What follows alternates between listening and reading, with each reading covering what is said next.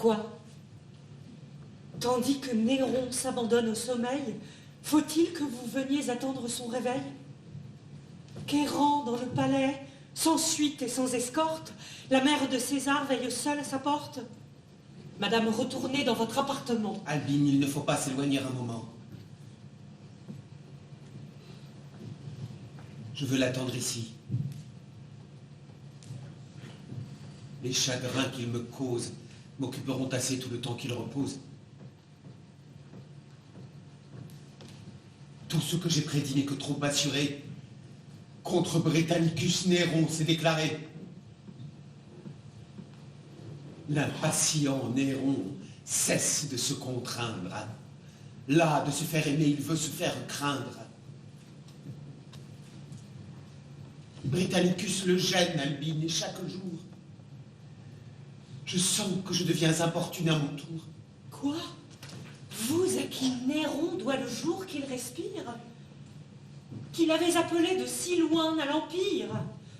Vous qui, déshéritant le fils de Claudius, avez nommé César, l'heureux Domitius. Tout lui parle, madame, en faveur d'Agrippine. Il vous doit son amour. Il me le doit, Albine. Tout, s'il est généreux, lui prescrit cette loi. Mais tout, s'il est ingrat, lui parle contre moi. S'il est ingrat, madame? Ah, toute sa conduite marque dans son devoir une âme trop instruite. Depuis 3 ans entiers, qu'a-t-il dit, qu'a-t-il fait, qui ne promette à Rome un empereur parfait? Rome, depuis 3 ans, par ses soins gouvernée, autant de ses consuls croient être retournés. Il la gouverne en père. Enfin, Néron naissant à toutes les vertus d'Auguste vieillissant. Non, non, mon intérêt ne me rend point injuste.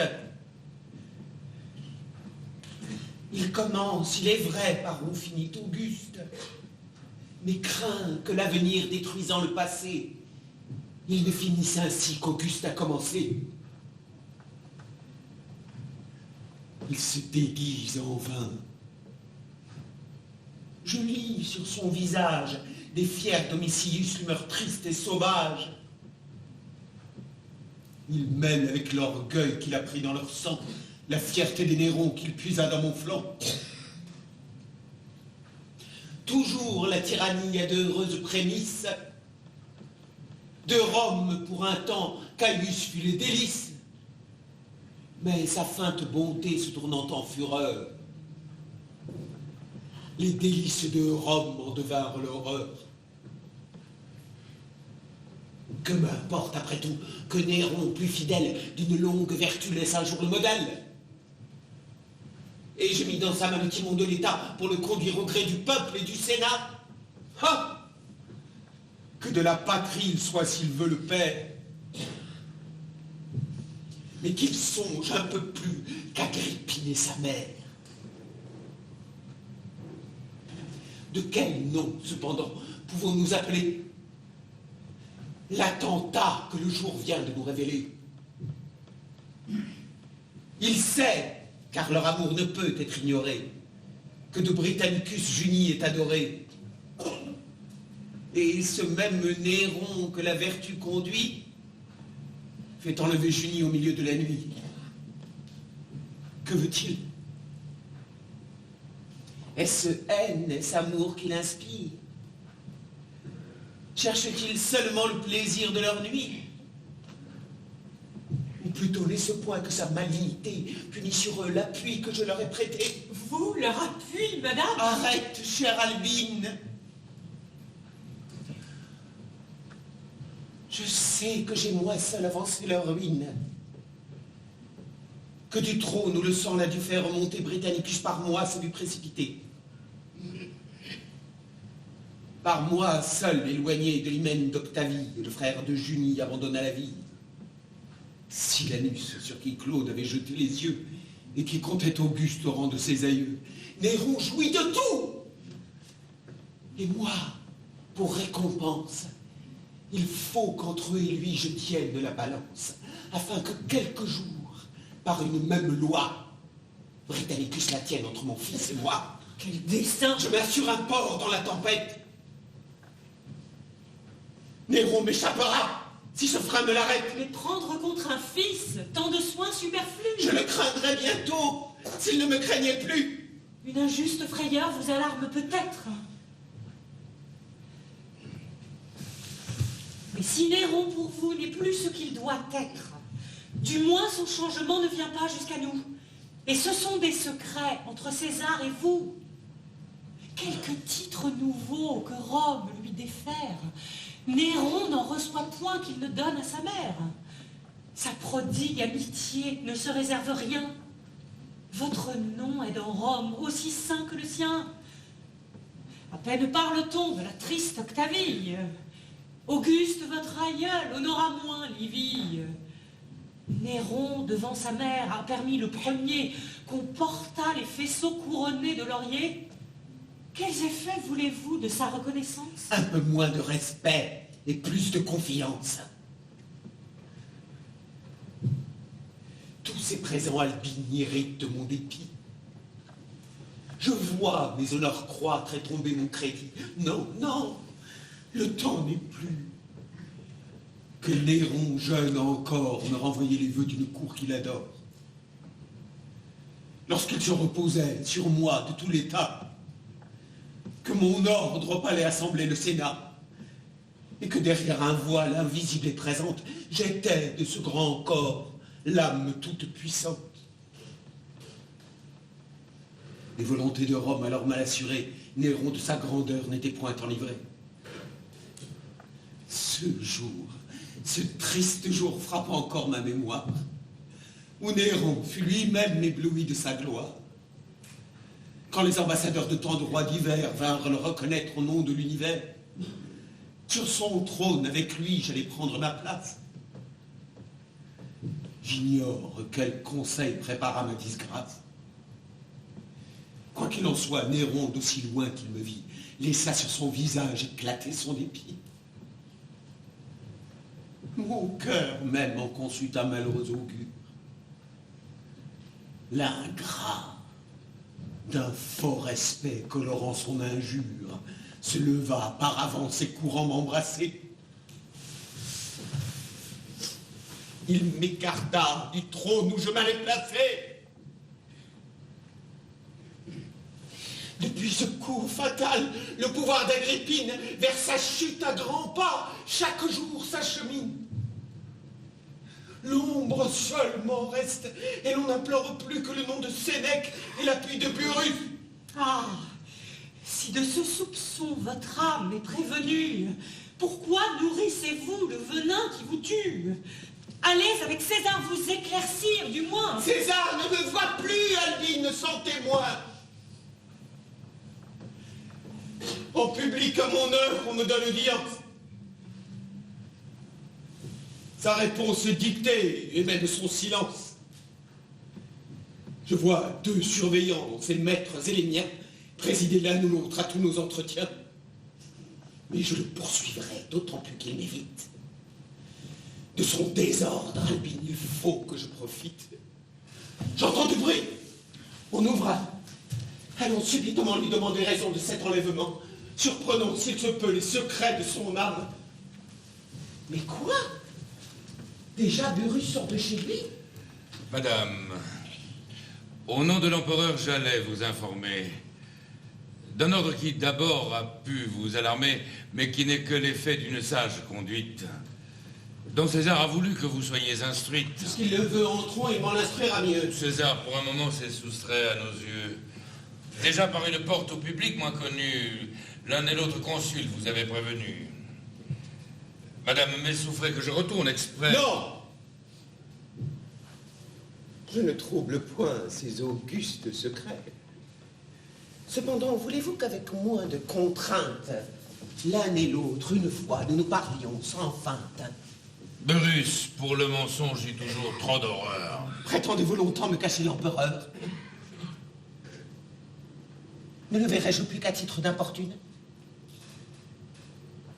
Ai-je donc élevé si haut votre fortune pour mettre une barrière entre mon fils et moi? Ne l'osez-vous laisser un moment sur sa foi? Entre Sénèque et vous, disputez-vous la gloire à qui m'effacera plutôt de sa mémoire? Voulais-je confier pour en faire un ingrat? Pour être sous son nom les maîtres de l'État?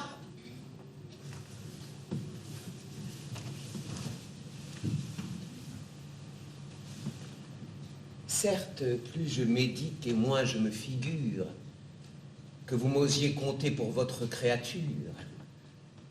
Vous, dont j'ai pu laisser vieillir l'ambition dans les honneurs obscurs de quelques légions. Et moi, qui sur le trône ai suivi mes ancêtres, moi, fille, femme, sœur et mère de vos maîtres, que prétendez-vous donc? Pensez-vous que ma voix ait fait un empereur pour m'en imposer trois? Néron n'est plus enfant, n'est-il pas temps qu'il règne? Jusqu'à quand voulez-vous que l'empereur vous craigne? Ne saurait-il rien voir qu'il n'emprunte vos yeux? Pour se conduire, enfin, n'a-t-il pas ses aïeux? Qu'il choisisse, s'il veut, d'Auguste ou de Tibère. Qu'il imite, s'il peut, Germanicus, mon père. Parmi tant de héros, je n'ose me placer. Mais il y a des vertus que je lui puis tracer. Je puis l'instruire, au moins, combien sa confiance entre un sujet et lui doit laisser de distance. Je ne m'étais chargé dans cette occasion que d'excuser César d'une seule action. Mais puisque, sans vouloir que je le justifie, vous me rendez garant du reste de sa vie, je répondrai, madame, avec la liberté d'un soldat qui sait mal farder la vérité. Vous m'avez de César confié la jeunesse. Je l'avoue, et je dois m'en souvenir sans cesse. Mais vous avez-je fait serment de le trahir? D'en faire un empereur qui ne sut qu'obéir? Non. Ce n'est plus à vous qu'il faut que j'en réponde. Ce n'est plus votre fils. C'est le maître du monde. J'en dois compte, madame, à l'Empire romain qui croit voir son salut ou sa perte en ma main. Ah, si, dans l'ignorance, il le fallait instruire, n'avait-on que Sénèque et moi pour le séduire? Pourquoi de sa conduite éloigner les flatteurs? Fallait-il, dans l'exil, chercher des corrupteurs? La cour de Claudius, en esclaves fertiles, pour deux que l'on cherchait, on lui présentait 1000 qui tous auraient brigué l'honneur de l'avilir. Dans une longue enfance, il l'aurait fait vieillir. De quoi vous plaignez-vous, madame? On vous révère. Ainsi que par César, on jure par sa mère. L'empereur, il est vrai, ne vient plus chaque jour mettre à vos pieds l'Empire et grossir votre cour. Mais le doit-il, madame? Et sa reconnaissance ne peut-elle éclater que dans sa dépendance? Toujours humble, toujours le timide, Néron n'ose-t-il être Auguste et César que de nous? Vous le dirai-je enfin, Rome le justifie.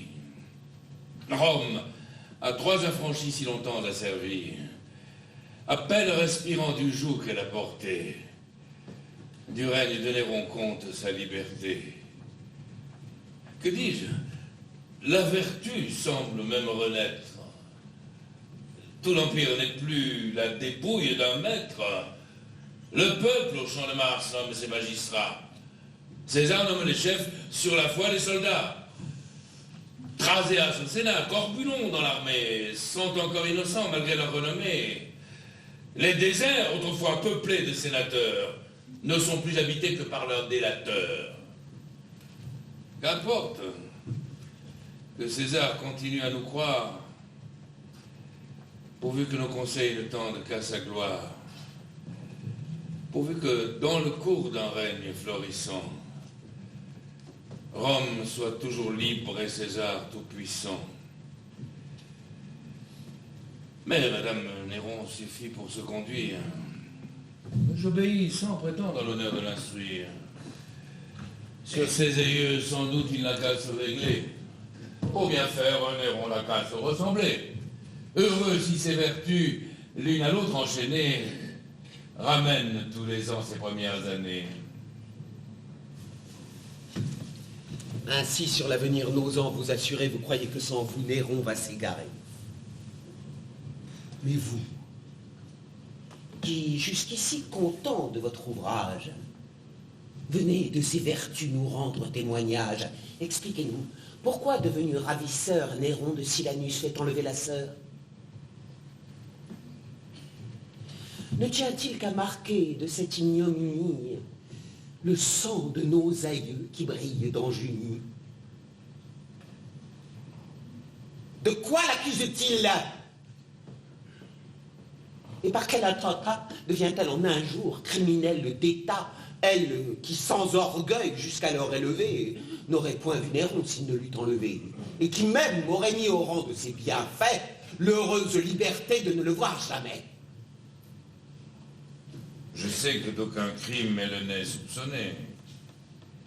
Mais jusqu'ici, César ne l'a point condamné. Madame, aucun objet ne blesse ici ses yeux. Elle est dans un palais tout plein de ses aïeux. Vous savez que les droits qu'elle porte avec elle peuvent de son époux faire un prince rebelle.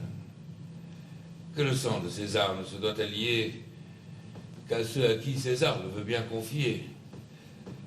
Et vous-même avouerez qu'il ne serait pas juste qu'on disposât sans lui de la nièce d'Auguste. Je vous entends. Néron m'apprend par votre voix qu'en vain Britannicus s'assure sur mon choix. En vain pour détourner ses yeux de sa misère. J'ai flatté son amour d'un hymen qu'il espère. À ma confusion, Néron veut faire voir qu'Agrippine promet par-delà son pouvoir.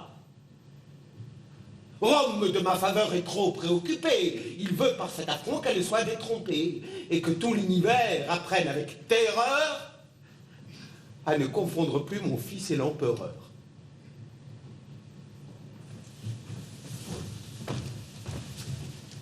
Il le peut, toutefois, j'ose encore lui dire qu'il doit avant ce coup affermir son empire, et qu'en me réduisant à la nécessité d'éprouver contre lui ma faible autorité, il expose la sienne, et que dans la balance, mon nom peut-être aura plus de poids qu'il ne pense.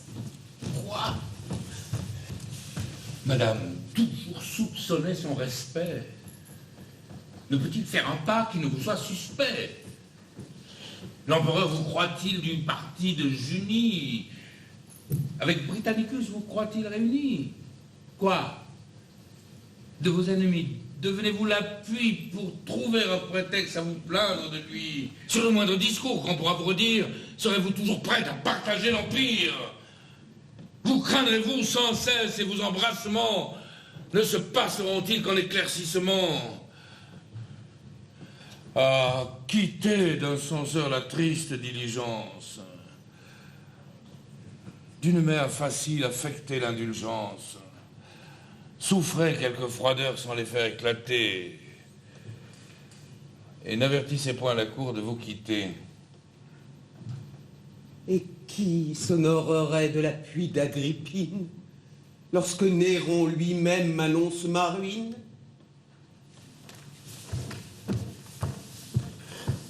Lorsque de sa présence il semble me banni? Quand Burrus, à sa porte, ose me retenir? Madame, je vois bien qu'il est temps de me taire et que ma liberté commence à vous déplaire. La douleur est injuste et toutes les raisons qui ne la flattent point aigrissent ses soupçons. Voici Britannicus. Je lui cède ma place. Je vous laisse écouter et plaindre sa disgrâce. Et peut-être, madame, on accusait les soins de ceux que l'empereur a consultés le moins. Ah, prince, où courez-vous? Quelle ardeur inquiète parmi vos ennemis en aveugle vous jette. Que venez-vous chercher? Ce que je cherche, ah Dieu! Tout ce que j'ai perdu, madame, est en ces lieux. De 1000 affreux soldats, génies environnés, s'est vu en ce palais indignement traîné. Hélas, de quelle horreur ces timides esprits à ce nouveau spectacle auront été surpris. Enfin, on me l'enlève! Une loi trop sévère va séparer des cœurs qu'assembler leur misère. Sans doute on n'avait pas que mêlant nos douleurs, nous nous aidions l'un l'autre à porter nos malheurs. Il suffit. Comme vous, je ressens vos injures. Mes plaintes ont déjà précédé vos murmures. Et je ne prétends pas qu'un impuissant courroux dégage ma parole et m'acquitte envers vous. Je ne m'explique point. Si vous voulez m'entendre, suivez-moi chez Pallas où je vais vous attendre. La croirais-je, Narcisse, et dois-je, sur sa foi, la prendre pour arbitre entre son fils et moi? Qu'en dis-tu? N'est-ce pas cette même Agrippine que mon père épousa jadis pour sa ruine, et qui, si je t'en crois, de ces derniers jours, trop lent pour ses desseins, précipiter le coup? N'importe. Elle se sent comme vous outrager. À vous donner Junie, elle s'est engagée. Unissez vos chagrins, liez vos intérêts. Ce palais retentit en vain de vos regrets. Tant que l'on vous verra d'une voix suppliante semer ici la plainte et non pas l'épouvante, que vos ressentiments se perdront en discours. Il n'en faut point douter, vous vous plaindrez toujours. Ah, Narcisse, tu sais, si de la servitude, je prétends faire encore une longue habitude, tu sais, si pour jamais de ma chute étonnée, je renonce à l'empire où j'étais destiné. Mais je suis seul encore. Les amis de mon père sont autant d'inconnus que glace ma misère. Et ma jeunesse même écarte loin de moi tous ceux qui dans le cœur me réservent leur foi. Pour moi, depuis un an qu'un peu d'expérience m'a donné de mon sort la triste connaissance. Que vois-je autour de moi?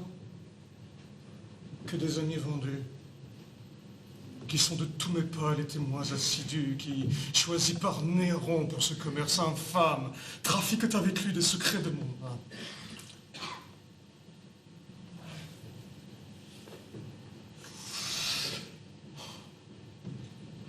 Quoi qu'il en soit, Narcisse, on me vend tous les jours. Il prévoit mes desseins, il entend mes discours. Comme toi, dans mon cœur, il sait ce qui se passe. Que t'en semble, Narcisse? Ah, quelle âme assez basse. C'est à vous de choisir des confidents discrets, Seigneur, et de ne pas prodiguer vos secrets. Narcisse, tu dis vrai. Mais cette défiance est toujours d'un grand cœur la dernière science. On le trompe longtemps. Mais enfin, je te crois, ou plutôt, je fais vœu de ne croire que toi. Mon père, il m'en souvient, m'assura de ton zèle. Seul de ces affranchis, tu m'es toujours fidèle. Tes yeux sur ma conduite, incessamment ouverts, m'ont sauvé jusqu'ici de 1000 écueils couverts.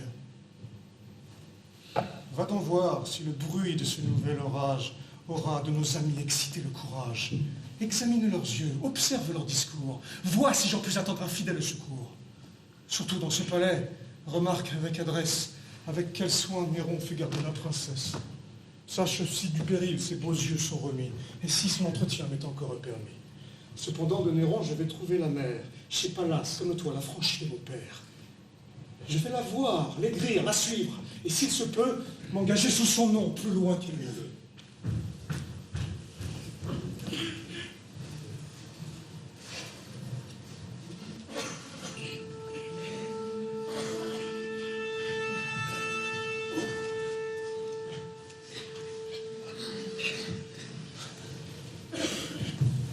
tout est point, Burrus. Malgré ses injustices, c'est ma mère, et je veux ignorer ses caprices.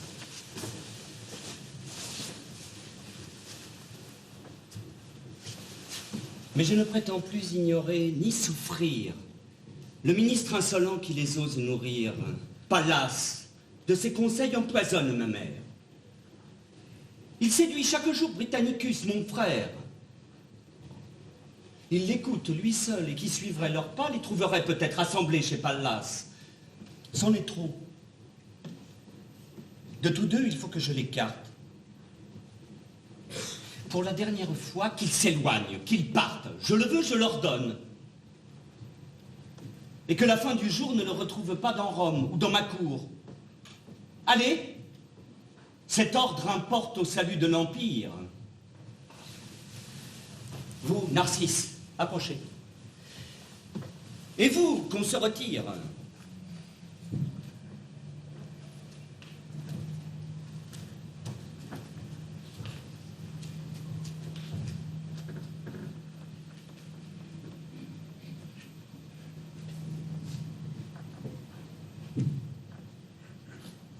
Grâce aux dieux, Seigneur, j'unis entre vos mains, vous assure aujourd'hui du reste des Romains. Vos ennemis, déchus de leur vaine espérance, sont allés chez Pallas pleurer leur impuissance. Mais que vois-je? Vous-même inquiet, étonné, plus que Britannicus paraissait consterné. Je présage à mes yeux cette tristesse obscure, ces sombres regards errants à l'aventure. Tout vous rit. La fortune obéit à vos voeux. Narcisse, c'en est fait. Néron est amoureux. Vous? Depuis un moment, mais pour toute ma vie, j'aime. Que dis-je? Aimer? J'idolâtre Junie. Vous l'aimez? Excité d'un désir curieux, cette nuit je l'ai vue arriver en ces lieux. Triste, levant au ciel ses yeux mouillés de larmes qui brillaient au travers des flambeaux et des armes. Belle sans ornement, dans le simple appareil d'une beauté qu'on vient d'arracher au sommeil. Que veux-tu? Je ne sais si cette négligence, les ombres, les flambeaux, les cris et le silence, et le farouche aspect de ces fiers ravisseurs relevait de ses yeux les timides douceurs. Quoi qu'il en soit, ravi d'une si belle vue, j'ai voulu lui parler et ma voix s'est perdue. Immobile, saisi d'un long étonnement, je l'ai laissé passer dans son appartement. J'ai passé dans le mien. C'est là que, solitaire de son image, en vain j'ai voulu me distraire. Trop présente à mes yeux, je croyais lui parler. J'aimais jusqu'à ces pleurs que je faisais couler. Quelquefois, mais trop tard, je lui demandais grâce. J'employais les soupirs et même la menace. Voilà comme occupé de mon nouvel amour, mes yeux, sans se fermer, ont attendu le jour. Mais je m'en fais peut-être une trop belle image. Elle m'est apparue avec trop d'avantages? Narcisse, qu'en dis-tu? Quoi, Seigneur? Croira-t-on qu'elle ait pu si longtemps se cacher à Néron? Tu le sais bien, Narcisse. Et soit que sa colère m'imputât le malheur qui lui ravit son frère, soit que son cœur, jaloux d'une austère fierté, refusât à nos yeux sa naissante beauté. Fidèle à sa douleur et dans l'ombre enfermée, elle se dérobait même à sa renommée. Et c'est cette vertu si nouvelle à la cour, dont la persévérance irrite mon amour. Quoi, Narcisse? Tandis qu'il n'est point de romaine que mon amour n'honore et ne rende plus vaine, qui dès qu'à ses regards, elle ose se fier, sur le cœur de César ne les vienne essayer. Seule dans son palais, la modeste Junie regarde leurs honneurs comme une ignominie. Fuit et ne daigne pas peut-être s'informer si César est aimable, ou bien s'il s'est aimé. Dis-moi, Britannicus l'aime-t-il? Quoi, Seigneur? S'il l'aime. Si jeune encore, se connaît-il lui-même? D'un regard enchanteur, connaît-il le poison?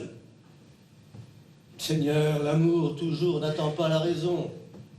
N'en doutez point, il l'est. Instruit par tant de charme, ses yeux sont déjà faits à l'usage des larmes. À ses moindres désirs, il sait s'accommoder. Peut-être déjà s'est-il persuadé. Que dis-tu? Sur son cœur, il aurait quelque empire? Je ne sais, mais, Seigneur, ce que je puis vous dire, je l'ai vu quelquefois s'arracher de ces lieux le cœur plein d'un courroux qu'il cachait à vos yeux, d'une cour qu'il fuit, pleurant l'ingratitude. Là, de votre grandeur et de sa servitude, entre l'impatience et la crainte flottant. Il allait voir Junie et revenait content. D'autant plus malheureux qu'il aura su lui plaire. Narcisse, il doit plutôt souhaiter sa colère. Néron impunément ne sera pas jaloux. Vous? Et de quoi, Seigneur, vous inquiétez-vous? Junie a pu le plaindre et partager ses peines. Elle n'a vu couler de larmes que les siennes.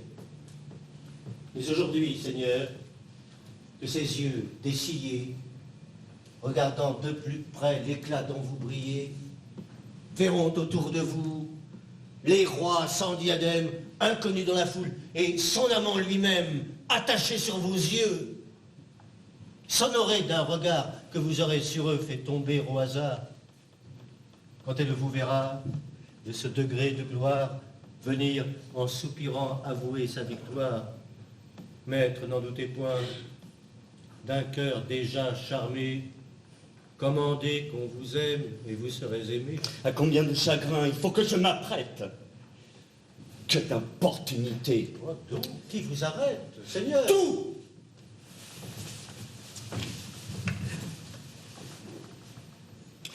Octavie, Agrippine, Burrus, Sénèque, Rome entière, et 3 ans de vertu. Non que pour Octavie un reste de tendresse m'attache à son hymen et plaigne sa jeunesse.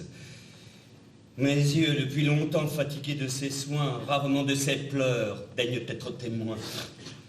Trop heureux, si bientôt la faveur d'un divorce me soulageait d'un joug qu'on m'imposa par force. Le ciel même en secret semble la condamner. Ses vœux depuis 4 ans vont l'importuner. Les dieux ne montrent pas que sa vertu les touche. D'aucun gage, Narcisse, il n'honore sa couche. L'Empire vainement demande un héritier. Que tardez-vous, Seigneur, à la répudier? L'Empire, votre cœur, tout condamne Octavie. Auguste, votre aïeul, soupirait pour Livie. Par un double divorce, ils s'unirent tous deux. Et vous devez l'Empire à ce divorce heureux. Tibère, que l'hymen plaça dans sa famille, osa bien à ses yeux répudier sa fille. Vous seul, parce que ici, contraire à vos désirs, n'osez par un divorce assurer vos plaisirs. Ne connais-tu pas l'implacable Agrippine? Mon amour, inquiet déjà, se l'imagine.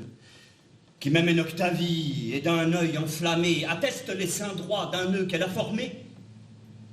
Et portant à mon cœur des atteintes plus rudes, me fait un long récit de mes ingratitudes. De quel front soutenir ce fâcheux entretien? N'êtes-vous pas, Seigneur, votre maître et le sien? Vous verrons-nous toujours trembler sous sa tutelle? Vivez, régnez pour vous, c'est trop régner pour elle. Craignez-vous? Mais, Seigneur, vous ne la craignez pas. Vous venez de bannir le superbe Pallas, Pallas dont vous savez qu'elle ne soutient l'audace. Éloigné de ses yeux, j'ordonne, je menace, j'écoute vos conseils, j'ose les approuver. Je m'excite contre les tâches à la braver, mais je t'expose ici mon âme toute nue. Sitôt que mon malheur me ramène à sa vue, soit que je n'ose encore démentir le pouvoir de ses yeux, où j'ai lu si longtemps mon devoir, soit qu'à tant de bienfaits ma mémoire fidèle lui soumette en secret tout ce que je tiens d'elle. Mais enfin, mes efforts ne me servent de rien. Mon génie étonné tremble devant le sien. Et c'est pour m'affranchir de cette dépendance que je la fuis partout, que même je l'offense, et que de temps en temps j'irrite ses ennuis, afin qu'elle m'évite autant que je la fuis. Mais je t'arrête trop. Retire-toi, Narcisse. Britannicus pourrait t'accuser d'artifice. Non, non. Britannicus s'abandonne à ma foi. Par son ordre, Seigneur, il croit que je vous vois, que je m'informe ici de tout ce qui le touche, et veut de vos secrets être instruit par ma bouche. Impatient surtout de revoir ses amours, il attend de mes soins ce fidèle secours. J'y consens. Porte-lui cette douce nouvelle. Il la verra. Seigneur, bannissez-le loin d'elle. J'ai mes raisons, Narcisse. Et tu peux concevoir que je lui vendrais cher le plaisir de la voir. Cependant, vante-lui ton heureux stratagème. Dis-lui qu'en sa faveur on me trompe moi-même. Qu'il la voie sans mon ordre. On ouvre. La voici. Va retrouver ton maître et la mener ici.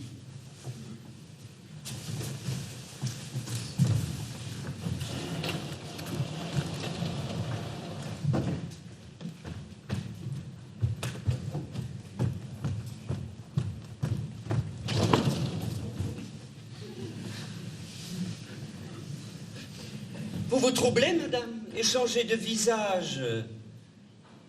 Lisez-vous dans mes yeux quelques tristes présages? Seigneur, je ne vous puis déguiser mon erreur. J'allais voir Octavie et non pas l'empereur. Je le sais bien, madame, et n'ai pu, sans envie, apprendre vos bontés pour l'heureuse Octavie. Vous, Seigneur? Pensez-vous, madame, qu'en ces lieux, seul pour vous connaître, Octavie et des yeux? Et quel autre, Seigneur, voulez-vous que j'implore? À qui demanderai-je un crime que j'ignore? Vous qui le punissez, vous ne l'ignorez pas. De grâce, apprenez-moi, Seigneur, mes attentats. Quoi, madame? Est-ce donc une légère offense de m'avoir si longtemps caché votre présence? Ces trésors dont le ciel voulut vous embellir, les avez-vous reçus pour les ensevelir? L'heureux Britannicus verra-t-il sans alarme croître loin de nos yeux son amour et vos charmes? Pourquoi de cette gloire, exclue jusqu'à ce jour, m'avez-vous sans pitié relégué dans ma cour? On dit plus. Vous souffrez sans en être offensé, qu'il vous ose, madame, expliquer sa pensée.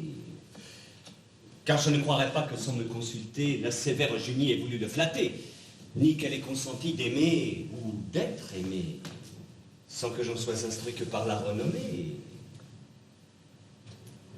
Je ne vous nierai point, Seigneur, que ces soupirs m'ont daigné quelquefois expliquer ses désirs. Il n'a point détourné ses regards d'une fille, seul reste du débris d'une illustre famille. Peut-être il se souvient qu'en un temps plus heureux, son père me nomma pour l'objet de ses vœux. Il m'aime, il obéit à l'empereur, son père. Et j'ose dire encore à vous, à votre mère, vos désirs sont toujours si conformes aux siens. Ma mère a ses desseins, madame, et j'ai les miens.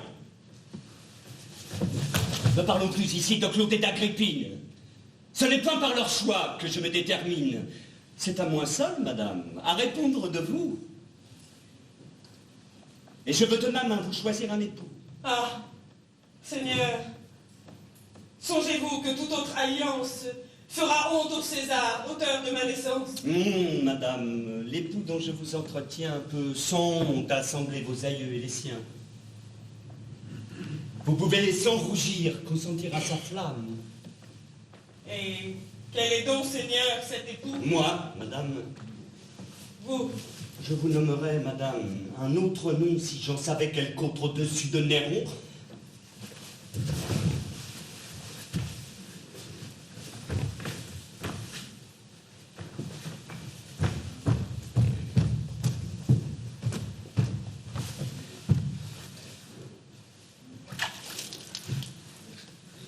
Oui, pour vous faire un choix, vous puissiez souscrire. J'ai parcouru des yeux la cour, Rome et l'Empire. Plus j'ai cherché, madame, et plus je cherche encore en quelles mains je dois confier ce trésor, plus je vois que César, digne seul de vous plaire, en doit être lui seul l'heureux dépositaire, et ne peut dignement vous confier qu'aux mains à qui Rome a commis l'empire des humains. Vous-même consultez vos premières années. Clodius à son fils les avait destinés. Mais c'était en un temps où de l'empire entier, il croyait quelques jours le nommer l'héritier. Les dieux ont prononcé. Loin de leur contredire, c'est à vous de passer du côté de l'empire. En vain de ce présent il m'aurait honoré si votre cœur devait en être séparé. Si tant de soins ne sont adoucis par vos charmes, si tandis que je donne aux veilles, aux alarmes, des jours toujours à plaindre et toujours envier, je me vais quelquefois respirer à vos pieds.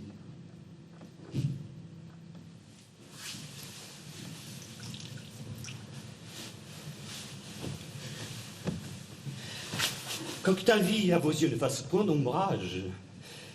Rome, aussi bien que moi, vous donne son suffrage. Je répudie Octavie et me fait dénouer un hymen que le ciel ne veut point avouer. Songez-y donc, madame, et pesez en vous-même ce choix digne des soins d'un prince qui vous aime, digne de vos beaux yeux trop longtemps captivés, digne de l'univers à qui vous les devez.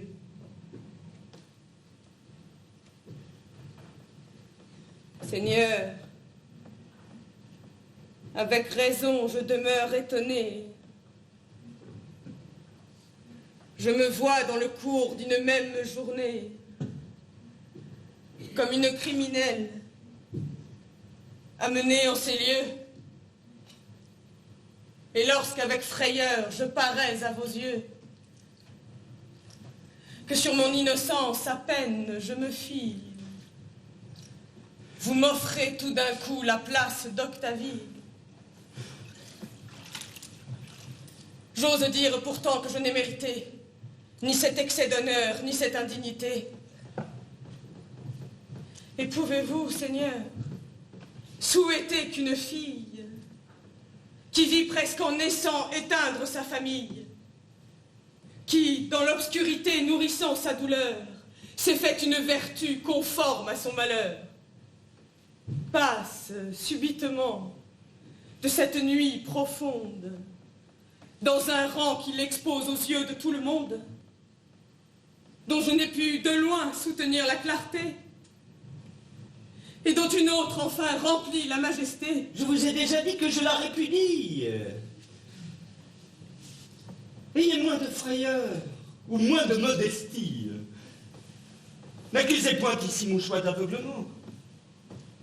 Je vous réponds de vous, consentez seulement. Du sang dont vous sortez, rappelez la mémoire. Et ne préférez point à la solide gloire des honneurs dont César prétend vous revêtir la gloire d'un refus sujet au repentir. Le ciel connaît, Seigneur, le fond de ma pensée. Je ne me flatte point d'une gloire insensée. Je sais de vos présents mesurer la grandeur.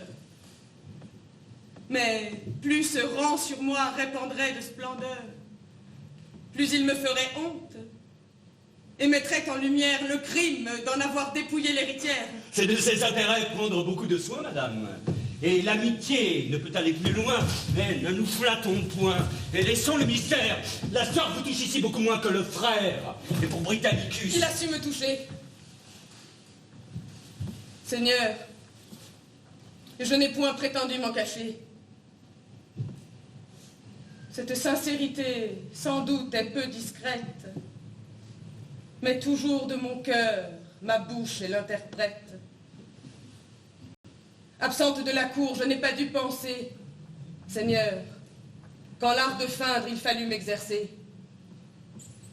J'aime Britannicus. Je lui fus destiné, quand l'Empire semblait suivre son hyménée. Mais ces mêmes malheurs qui l'en ont écarté, ses honneurs abolis, son palais déserté, la fuite d'une cour que sa chute a bannie, sont autant de liens qui retiennent Junie. Tout ce que vous voyez conspire à vos désirs. Vos jours, toujours sereins, coulent dans les plaisirs. L'Empire en est pour vous l'inépuisable source. Ou si quelque chagrin en interrompt la course, tout l'univers, soigneux de les entretenir, s'empresse à l'effacer de votre souvenir. Britannicus est seul. Quelque ennui qui le presse, il ne voit dans son sort que moi qui s'intéresse. Et n'a pour tout plaisir, Seigneur, que quelques pleurs qui lui font quelquefois oublier ses malheurs. Et ce sont ses plaisirs et ses pleurs que j'envie, que tout autre que lui me paierait de sa vie. Mais je garde à ce prince un traitement plus doux. Madame, il va bientôt paraître devant vous. Ah, Seigneur, vos vertus m'ont toujours rassuré. Je pouvais de ces lieux lui défendre l'entrée. Mais, madame, je veux prévenir le danger où son ressentiment le pourrait engager. Je ne veux point le perdre. Il vaut mieux que lui-même entende son arrêt de la bouche qu'il aime. Si ces jours vous sont chers, éloignez-le de vous, sans qu'il ait aucun lieu de me croire jaloux. De son bannissement, prenez sur vous l'offense. Et soit par vos discours, soit par votre silence, du moins par vos froideurs, faites-lui concevoir qu'il doit porter ailleurs ses vœux et son espoir. Moi, que je lui prononce un arrêt si sévère, ma bouche 1000 fois lui jura le contraire. Quand même jusque-là je pourrais me trahir. Mes yeux lui défendront, Seigneur, de m'obéir. Caché près de ces lieux, je vous verrai, madame. Renfermez votre amour dans le fond de votre âme. Vous n'aurez point pour moi de langage secret. J'entendrai des regards que vous croirez muets. Et sa perte sera l'infaillible salaire d'un geste ou d'un soupir échappé pour lui plaire. Hélas, si j'ose encore former quelques souhaits, Seigneur, permettez-moi de ne le voir jamais.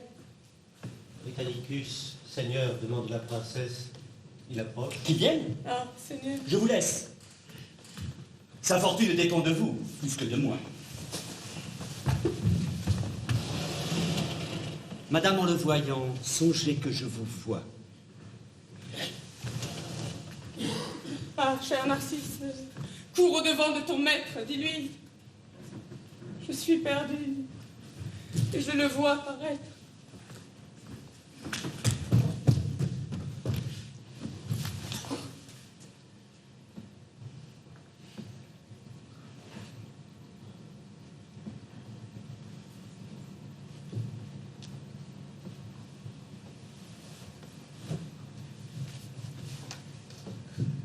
Madame, quel bonheur me rapproche de vous.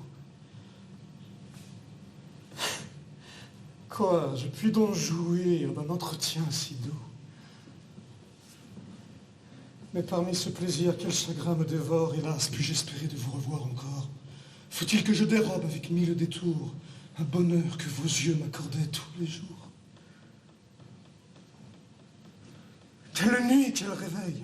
Vos pleurs, votre présence n'ont point de ce cruel désormais l'insolence. Que faisait votre amant? Quel démon envieux m'a refusé l'honneur de mourir à vos yeux? Hélas, dans la frayeur dont vous étiez atteinte, m'avez-vous en secret adressé quelques plaintes? Ma princesse, avez-vous daigné me souhaiter? Songiez-vous aux douleurs que vous m'aviez coûtées? Vous ne me dites rien, quel accueil, quelle glace. Est-ce ainsi que vos yeux consolent ma disgrâce? Parlez, nous sommes seuls, notre ennemi trompé, tandis que je vous parle, est ailleurs occupé. Ménageons les moments de cette heureuse absence. Vous êtes en des lieux tout pleins de sa puissance.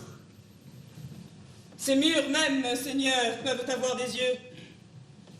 Et jamais l'empereur n'est absent de ces lieux. Et depuis quand, madame, êtes-vous si craintive? Quoi, déjà votre amour souffre qu'on le captive? Qu'est devenu ce cœur qui me jurait toujours de faire à Néron même envier nos amours? Mais pâlissez, madame, une inutile crainte. La foi dans tous les cœurs n'est pas encore éteinte. Chacun semble des yeux approuver mon courroux. La mère de Néron se déclare pour nous. Rome de sa conduite, elle-même offensée. Ah, Seigneur, vous parlez contre votre pensée. Vous-même, vous m'avez avoué 1000 fois que Rome le louait d'une commune voix. Toujours à sa vertu, vous rendiez quelque hommage. Sans doute, la douleur vous dicte ce langage. Ce discours me surprend, il faut avouer. Je ne vous cherchais pas pour l'entendre louer. Quoi? Pour vous confier la douleur qui m'accable. À peine je dérobe un moment favorable. Et ce moment si cher, madame, est consumé à louer l'ennemi dont je suis opprimé. Qui vous rend à vous-même en un jour si contraire, quoi? Même vos regards n'ont pas pris à se taire. Que vois-je? Vous craignez de rencontrer mes yeux? Néron vous plairait-il? Vous serez gentillieux? Ah, si je le croyais. Au nom des dieux, madame, éclaircissez le trouble où vous jetez mon âme. Parlez! Mais si je puis dans votre souvenir. Retirez-vous, Seigneur, l'empereur va venir.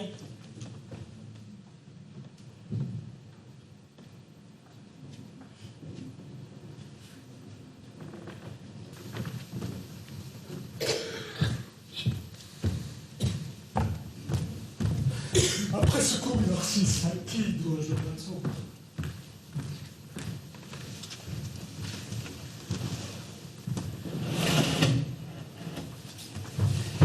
Madame! Non, Seigneur, je ne puis rien entendre. Vous êtes désobéi. Laissez couler du moins des larmes dont ses yeux ne seront pas témoins.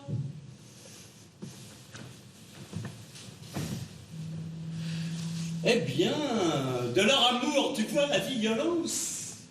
Narcisse, elle a paru jusque dans son silence. Elle aime mon rival, je ne puis l'ignorer. Mais je mettrai ma joie à le désespérer. Je me fais de sa peine une image charmante. Je l'ai vu douter du cœur de son amante. Je la suis. Mon rival t'attend pour éclater. Par de nouveaux soupçons, va, cours le tourmenter. Et tandis qu'à mes yeux on le pleure, on l'adore, fais-lui payer bien cher un bonheur qu'il ignore.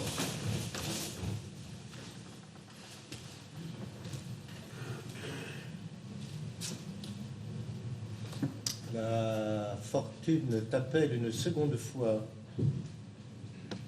Narcisse, voudrais-tu résister à sa voix?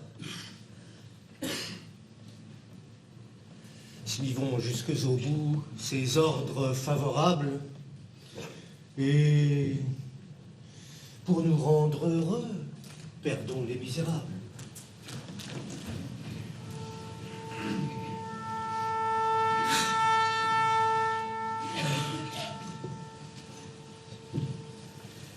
Pallas obéira, Seigneur. Et de quel œil ma mère a-t-elle vu confondre son orgueil? Ne doutez point, Seigneur, que ce coup ne la frappe. Qu'en reproche, bientôt sa douleur ne s'échappe. Ces transports, dès longtemps, commencent d'éclater. À d'inutiles cris puisse-t-il s'arrêter? Quoi? De quelques dessins la croyez-vous capable? Agrippine, Seigneur, est toujours redoutable. Rome et tous vos soldats révèrent ses aïeux. Germanicus, son père, est présente à leurs yeux. Elle sait son pouvoir, vous savez son courage. Et ce qui me l'a fait redouter davantage, c'est que vous appuyez vous-même son courroux, et que vous lui donnez des armes contre vous. Moi, Burrus? Cet amour, Seigneur, qui vous possède. Je vous entends, Burrus. Le mal est sans remède. Mon cœur s'en est plus dit que vous ne m'en direz. Il faut que j'aime, enfin. Vous vous le figurez, Seigneur. Et satisfait de quelque résistance, vous redoutez un mal faible dans sa naissance. Mais si dans son devoir votre cœur affermi voulait ne point s'entendre avec son ennemi, si de vos premiers ans vous consultiez la gloire, si vous daignez, Seigneur, rappeler la mémoire des vertus d'Octavie, indigne de ce prix, et de son chasse-amour vainqueur de vos mépris, et surtout aussi de Junie, évitant la présence, vous condamnez vos yeux à quelques jours d'absence. Croyez-moi, quelque amour qui semble vous charmer, on n'aime point, Seigneur, si l'on ne veut aimer.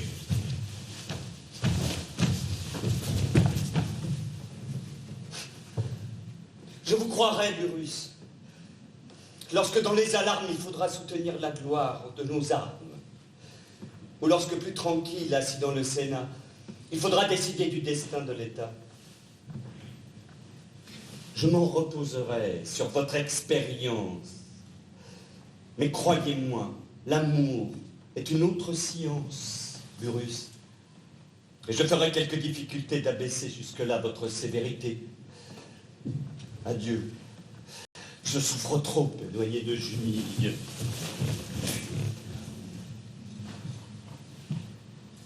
Enfin, Burrus, Néron découvre son génie. Cette férocité que tu croyais fléchir, de tes faibles liens est prête à s'affranchir. En quels excès peut-être elle va se répandre.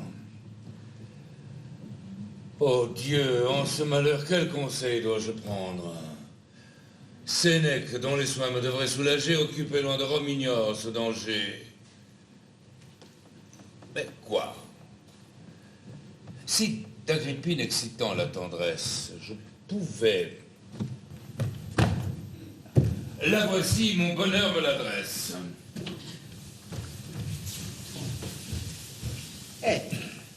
Je me trompais, Burrus, dans mes soupçons. Et vous vous signalez par d'illustres leçons.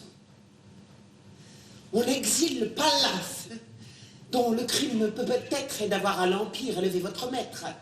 Vous le savez trop bien. Jamais, sans ses avis, Claude qu'il gouvernait n'eût adopté mon fils. Que dis-je, à son épouse on donne une rivale. On affranchit Néron de la foi conjugale.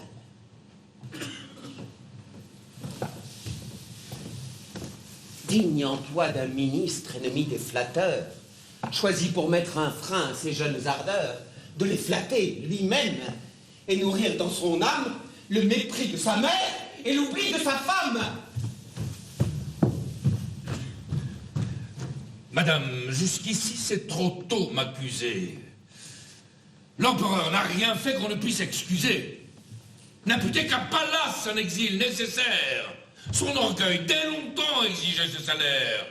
Et l'empereur ne fait qu'accomplir en regret ce que toute la cour demandait dans le secret. Le reste est un malheur qui n'est point sans ressources. Des larmes d'Octavie, on peut tarir la source, mais calmez vos transports. Par un chemin plus doux, vous lui pourrez plus tôt ramener son époux. Les menaces, les cris le rendront plus farouche. L'on s'efforce en vain de me fermer la bouche. Je vois que mon silence irrite vos dédains, et c'est trop respecter l'ouvrage de mes mains.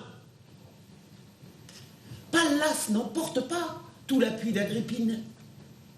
Le ciel m'en laisse assez pour venger ma ruine. Le fils de Claudius commence à ressentir des crimes dont je n'ai que le seul repentir.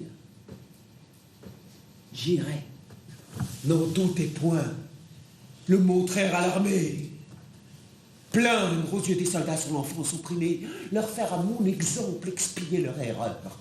On verra d'un côté le fils d'un empereur, redemandant la foi, juré à sa famille, et de Germanicus on entendra la fille.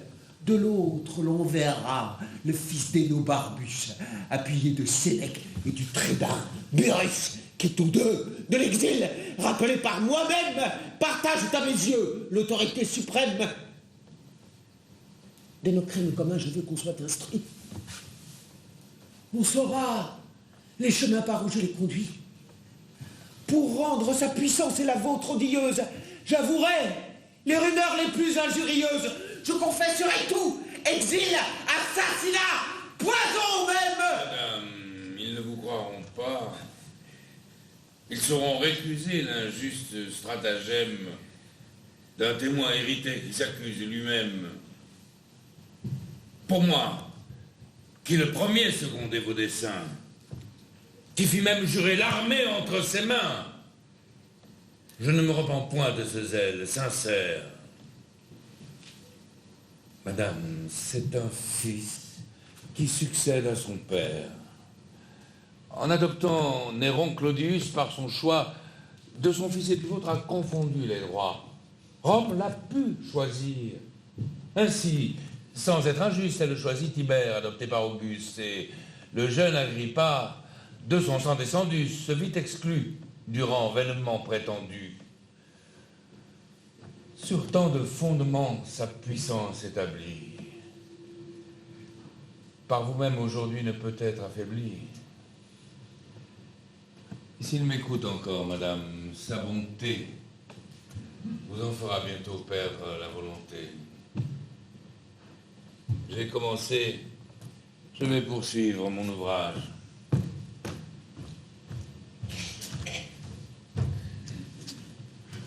Dans quel emportement la douleur vous engage? Madame, l'empereur puisse-t-il l'ignorer? Oh! Lui-même, à mes yeux, puisse-t-il se montrer? Madame, au nom des dieux, cachez votre colère. Quoi, pour les intérêts de la sœur ou du frère, faut-il sacrifier le repos de vos jours? Contraindrez-vous César jusque dans ses amours? Quoi? Tu ne vois donc pas jusqu'où l'on me ravale, Albine? C'est à moi qu'on donne une rivale.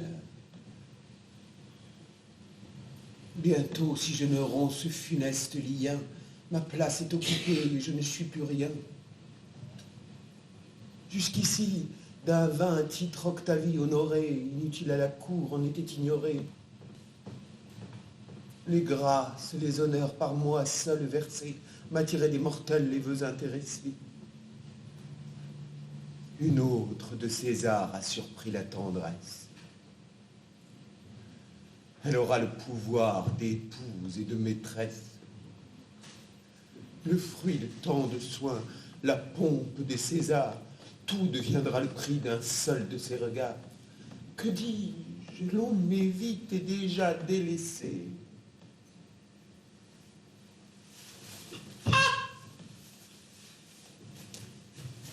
Je ne puis, Albine, en souffrir la pensée.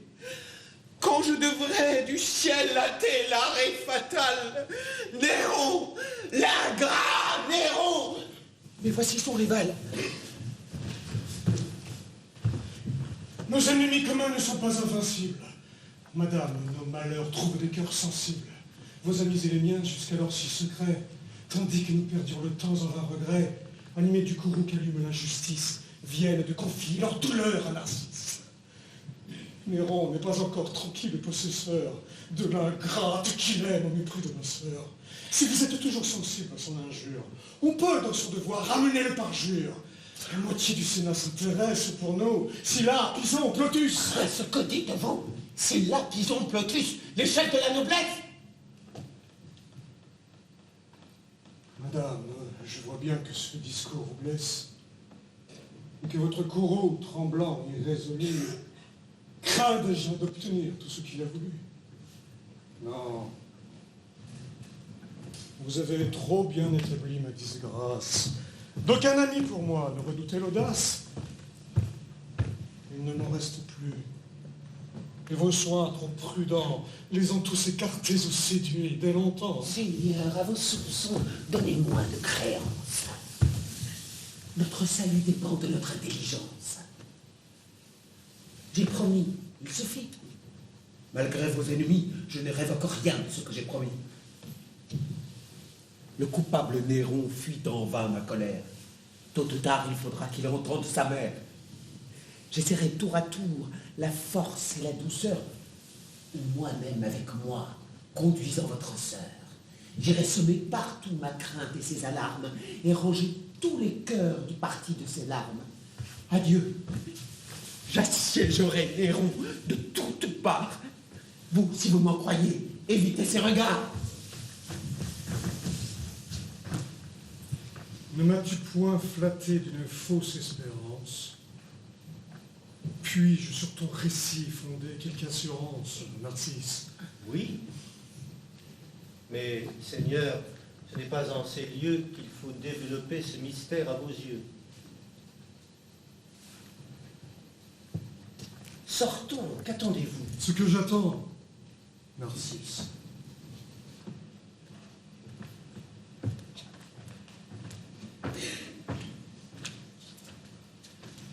Hélas, Expliquez-vous. si par ton artifice, je pouvais revoir Qui? J'en rougis, mais enfin, d'un cœur moins agité, j'attendrai mon destin. Après tous mes discours, vous la croyez fidèle? Non, je la crois, Narcisse, ingrate et criminelle, digne de mon courroux, mais je sens, malgré moi, que je ne le crois pas autant que je le dois. Dans ses égarements, mon cœur opiniâtre lui prête des raisons, l'excuse, l'idolâtre. Je voudrais vaincre enfin mon incrédulité. Je la voudrais haïr avec tranquillité. Et qui croira qu'un cœur si grand en apparence d'une infidèle cour, ennemie de l'enfance, renonce à tant de gloire, et dès le premier jour, trame une perfidie inouïe à la cour? Et qui sait si l'ingrate, en sa longue retraite, n'a point de l'empereur médité la défaite? Trop sûr que ses yeux ne pouvaient se cacher, peut-être elle fuyait pour se faire chercher, pour exciter Néron par la gloire pénible de vaincre une fierté jusqu'alors invincible. Je ne la puis donc voir. Seigneur, en ce moment, elle reçoit les vœux de son nouvel amant.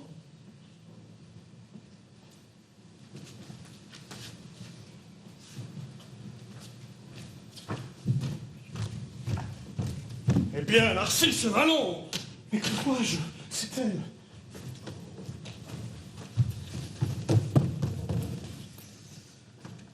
Adieu. Ah, l'empereur, portons cette nouvelle. Retirez-vous, Seigneur, et fuyez à courroux que ma persévérance allume contre vous. Néron est irrité. Je me suis échappée, tandis qu'elle arrêtée, sa mère est occupée. Adieu. Réservez-vous, sans blesser mon amour, au plaisir de me voir justifier un jour. Votre image, sans cesse, est présente à mon âme. Rien ne l'en peut bannir. Je vous entends, madame. Vous voulez que ma fuite assure vos désirs? Que je laisse un champ libre à vos soupirs? Sans doute en me voyant, une pudeur secrète ne vous laisse goûter qu'une joie inquiète. Eh bien, il faut partir. Seigneur, sans m'imputer. Bien. Vous deviez du moins plus longtemps disputer. Je ne murmure point qu'une amitié commune se range du parti qui flatte la fortune, que l'éclat d'un empire ait pu vous éblouir, qu'aux dépens de ma sœur vous en vouliez jouir, mais que de ces grandeurs comme une autre occupée, vous m'en ayez paru si longtemps détrompé. Non, je l'avoue encore, mon cœur désespéré, contre ce seul malheur n'était point préparé. J'ai vu sur ma ruine élever l'injustice. de mes persécuteurs, j'ai vu le ciel complice. Tant d'horreurs n'avaient point épuisé son courroux. Madame, il me restait d'être oublié de vous. Dans un temps plus heureux, ma juste impatience vous ferait repentir de votre défiance. Mais Néron vous menace. En ce pressant danger, Seigneur, j'ai d'autres soins que de vous affliger. Allez, rassurez-vous et cessez de vous plaindre. Néron nous écoutait et m'ordonnait de feindre. Quoi? Le cruel? Témoin de tout notre entretien, d'un visage sévère examinait le mien, prêt à faire sur vous éclater la vengeance, d'un geste confident de notre intelligence. Néron nous écoutait, madame, mais hélas, vos yeux auraient pu feindre et ne m'abusez pas. Il pouvait me nommer l'auteur de cet outrage. L'amour est-il muet ou n'est-il qu'un langage? De quel trouble un regard pouvait le préserver? Il fallait me taire et vous sauver. Combien de fois, hélas, puisqu'il faut vous le dire, mon cœur de son désordre allait-il vous instruire? De combien de soupirs, interrompant le cours, ai-je évité vos yeux que je cherchais toujours? Quel tourment de se taire en voyant ce qu'on aime, de l'entendre gémir, de l'affliger soi-même, lorsque par un regard on peut le consoler. Mais quels pleurs ce regard aurait-il fait couler?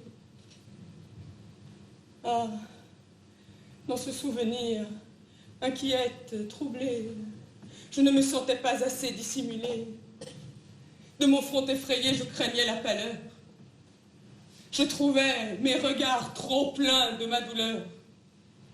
Sans cesse, il me semblait que Néron, en colère, me venait reprocher trop de soin de vous plaire. Je craignais mon amour vainement renfermé. Enfin, j'aurais voulu n'avoir jamais aimé. Hélas, pour son bonheur, Seigneur, et pour le nôtre, il n'est que trop instruit de mon cœur et du vôtre. Allez, encore un coup, cachez-vous à ses yeux. Mon cœur, plus à loisir, vous éclaircira mieux. De mille autres secrets, j'aurais compte à vous rendre. Ah, n'en voilà que trop, c'est trop me faire entendre, madame, mon bonheur, mon crime, vos bontés. Et savez-vous pour moi tout ce que vous quittez? Quand pourrais-je à vos pieds expier ces reproches? Que faites-vous? Hélas, votre rival s'approche. Prince, continuez des transports si charmants. Je conçois vos bontés par ces remerciements. Madame, à vos genoux, je viens de le surprendre. Mais il aurait aussi quelques grâces à me rendre. Ce lieu le favorise, et je vous y retiens pour lui faciliter de si doux entretiens. Je puis mettre à ses pieds ma douleur ou ma joie. Partout où sa bonté consent que je la vois. Et l'aspect de ces lieux où vous la retenez n'a rien dont mes regards doivent être étonnés. Et que vous montre-t-il qui ne vous avertisse qu'il faut qu'on me respecte et que l'on m'obéisse? Ils ne nous ont pas vus l'un et l'autre élevés. Moi pour vous obéir et vous pour me braver. Ne s'attendez pas lorsqu'ils nous virent naître qu'un jour Domitius ne dut pas les remettre. Ainsi par le destin nos voeux sont traversés. J'obéissais alors, et vous obéissez. Si vous n'avez appris à vous laisser conduire, vous êtes jeune encore, et l'on peut vous instruire. Et qui m'en instruira? Tout l'Empire à la fois. Rome. Rome met-elle au nombre de vos droits tout ce qu'a de cruel l'injustice et la force? Les emprisonnements, le rapt et le divorce? Rome ne porte point ses regards curieux jusque dans des secrets que je cache à ses yeux. Imitez son respect. On sait ce qu'elle en pense. Elle le sait-elle du moins? Imitez son silence. Ainsi, Néron commence à ne se plus forcer. Néron, de vos discours, commence à se lasser. Chacun devait bénir le bonheur de son règne. Heureux ou malheureux, il suffit qu'on me craigne. Je connais mal Junie où de tels sentiments ne mériteront pas ses applaudissements. Du moins, si je ne sais le secret de lui plaire, je sais l'art de punir un rival téméraire. Pour moi, quelque péril qui me puisse accabler Sa seule inimitié peut me faire trembler. Souhaitez-la, c'est tout ce que je vous puis dire. Le bonheur de lui plaire est le seul que j'aspire. Elle vous l'a promis, vous lui plairez toujours. Je ne sais pas du moins épier ses discours. Je la laisse expliquer sur tout ce qui me touche. Et ne me cache point pour lui fermer la bouche.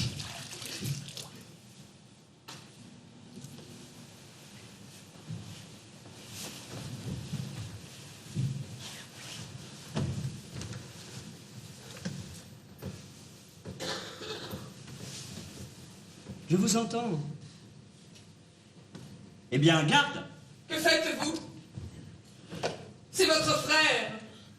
Hélas, c'est un amant jaloux. Seigneur, mille malheurs persécutent sa vie. Ah, son bonheur peut-il exciter votre envie? Souffrez que de vos cœurs rapprochant les liens, je me cache à vos yeux et me dérobe aux siens. Ma fuite arrêtera vos discordes fatales. Seigneur, j'irai remplir le nombre des vestales. Ne me disputez plus mes vœux infortunés. Souffrez que les dieux seuls en soient importunés. L'entreprise de madame est étrange et soudaine. Dans son appartement, garde qu'on la ramène. Gardez Britannicus dans celui de sa sœur. C'est ainsi qu'un héron se disputera un cœur. Prince, sans l'hériter, cédons à cet orage. Garde, obéissez sans tarder davantage.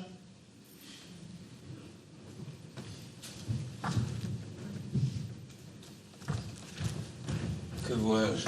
Oh ciel! Ainsi, leurs feux sont redoublés. Je reconnais la main qui les a rassemblés. Agrippine ne s'est présentée à ma vue, ne s'est dans ses discours si longtemps étendus que pour faire jouer ce ressort odieux. Qu'on sache si ma mère est encore en ces lieux. Burrus, dans ce palais, je veux qu'on la retienne et qu'au lieu de sa garde, on lui donne la mienne. Quoi, Seigneur, sans l'ouïr? Une mère! Arrêtez. J'ignore quel projet, Burrus, vous méditez.